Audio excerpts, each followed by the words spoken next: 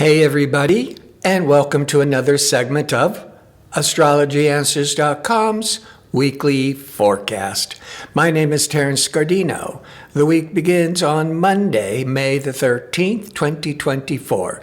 This week continues this relatively steady, relaxing energies, no dramatic planetary upsets. And starting with Monday, the moon is in Leo. The moon describes the public tone and reaction. Leo is a fire sign. Leo is very extroverted, outgoing, creative energies. Between 7 and 9 a.m. Pacific time, the moon will be in opposition or in tension with Pluto. That could trigger some intense emotional manipulations or power struggles. It's very favorable, though, to go deep within and do a lot of reflection and soul searching. However, that too will only last for an hour or so, and most of the day, pleasure-seeking and creative romantic Venus will be in harmony with stabilizing Saturn. This is a good day, Venus-Saturn, for finances. It's a good day for stabilizing your relationships, helping you feel more grounded and secure. And if you're an artist, this Venus-Saturn could be a very productive day. On the 14th, the moon continues in fiery, dramatic Leo. Late afternoon Pacific time, the moon will be clashing with pleasure-seeking Venus.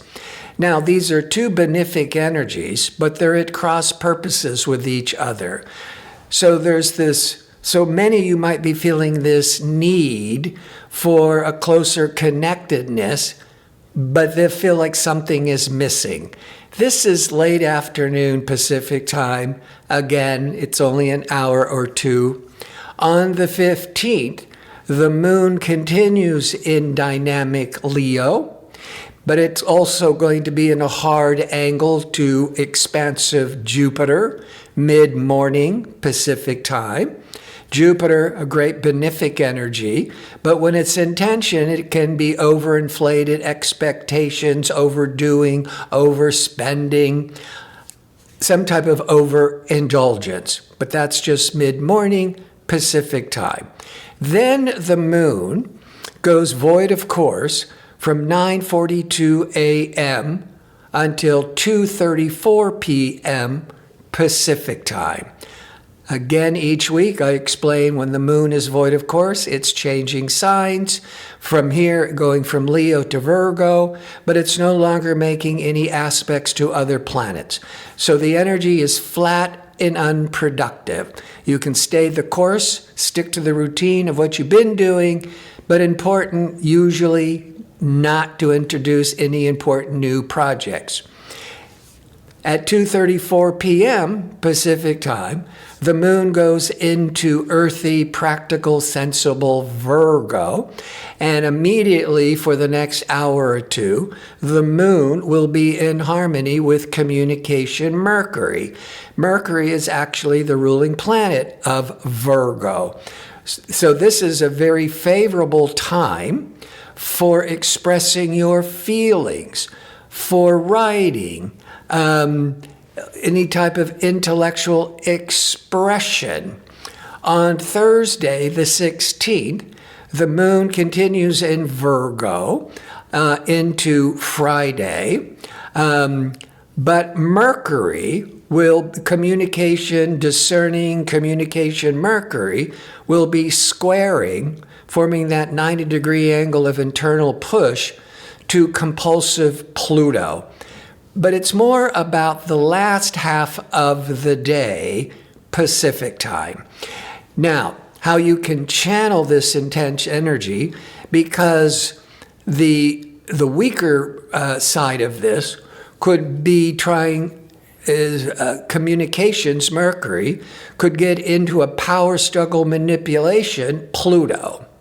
But how you can channel this energy more productively for you is Pluto rules the unconscious, psychology, even astrology. And with Mercury, curiosity in learning, instead of having these intense power struggles of communications with others, you could be deeply exploring psychology, your own inner psyche. Friday, the 17th, the moon in analytical, practical, working Virgo will be in harmony with pleasure-seeking, relational Venus from noon 1 up to 2 p.m. Pacific time. A very harmonious time, whether it's creatively, romantically, or just socially. And 2 to 3 p.m. approximately Pacific time.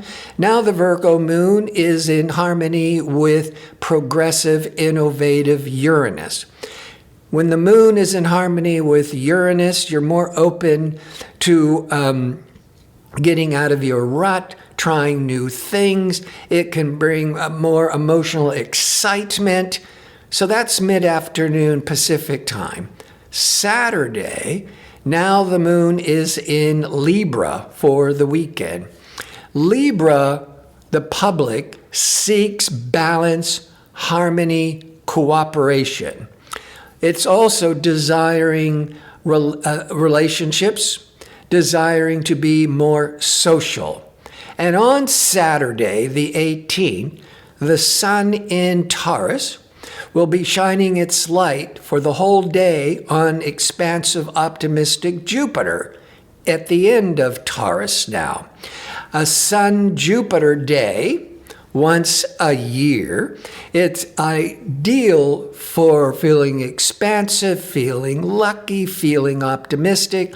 All things Jupiter will bring more opportunities. Jupiter is traveling, publishing, teaching, education, all these positive things of Jupiter. Good day for traveling for sure. And on Sunday, the 19th, the moon in Libra, mid-morning, will be in opposition or confrontation to irritable or impatient Mars. Because of the opposition, there might be a confrontation that could trigger a lot of emotional tension, stress, or upset. But this is only an hour or two mid-morning Pacific time.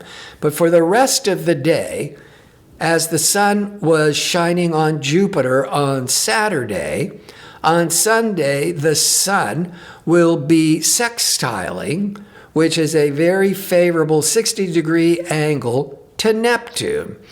So that sun to Neptune can be a day, that's the sun, of inspiration, compassion, charity, creativity, music, all the best qualities of Neptune.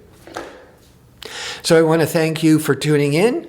I hope to see you next week with my next segment. Until then, be safe and well.